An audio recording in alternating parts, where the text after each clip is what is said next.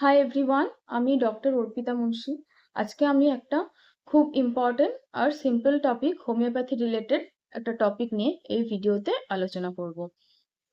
পেশেন্টরা অনেক সময় চেম্বারে এসে জিজ্ঞাসা করে হোমিওপ্যাথি ওষুধ আমরা কিভাবে নেব, আমরা কি ওষুধটা চিবিয়ে চিবিয়ে খাবো নাকি ট্যাবলেটের মতো গিলে খাবো। এই ব্যাপারে একটা ক্লিয়ার ইনস্ট্রাকশন দেব।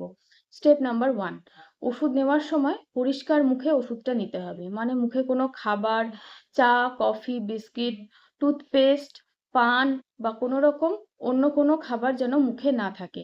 মুখটা সবসময় জল দিয়ে পরিষ্কার করে ধুয়ে তারপরেই মুখে ওষুধ দিতে হবে। ওষুধ দেওয়ার 20 থেকে 30 মিনিট আগে বা 20 থেকে 30 মিনিট পরে খাবার খেতে হবে। ওষুধ খাওয়ার সঙ্গে সঙ্গে কিন্তু খাবার খাওয়া যাবে না। স্টেপ নাম্বার 2, ওষুধ কখনো আমরা হাতে ঢেলে নেব না। ওষুধ নেওয়ার সময় ওষুধ যদি এরকম গ্লোবিউলসে আসে তাহলে এইভাবে ক্যাপে ঢেলে ওষুধ নিতে হবে। ওষুধ যদি এরকম ট্যাবলেটে হয় তাহলেও এরকম ক্যাপে ঢেলে ট্যাবলেটে ওষুধটা নিতে হবে। বা একটা চামচ পরিষ্কার করে ধুয়ে সেই চামচে ঢেলে ওষুধ নেওয়া যেতে পারে। ওষুধ যদি এরকম ড্রপে থাকে তাহলে ওষুধ এরকম ডাইরেক্ট নিতে হবে। স্টেপ নাম্বার 3, হোমিওপ্যাথি ওষুধ আমরা মুখে কোথায় দেব? আমরা সবসময় হোমিওপ্যাথি ওষুধ জিভের নিচে দেব, যেটা সাবলিঙ্গুয়াল এরিয়া বলে।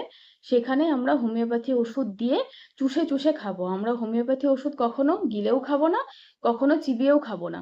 কারণ হোমিওপ্যাথি ওষুধ সাবলিঙ্গুয়াল এরিয়াতে সব থেকে ভালো অ্যাবজর্পশন হয়। এই জন্য হোমিওপ্যাথি ওষুধ সবসময় জিভের নিচে দিয়ে চুষে চুষে খেতে হবে। স্টেপ নাম্বার 4, হোমিওপ্যাথি ওষুধ আমরা কোথায় স্টোর করব, মানে আমরা কোথায় রাখবো?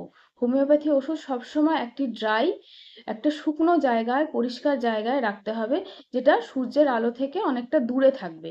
মানে ডাইরেক্ট সূর্যের আলোতে আমরা রাখবো না। এই ছিল আজকের ভিডিও। ভালো থাকবেন, সুস্থ থাকবেন। Thank you.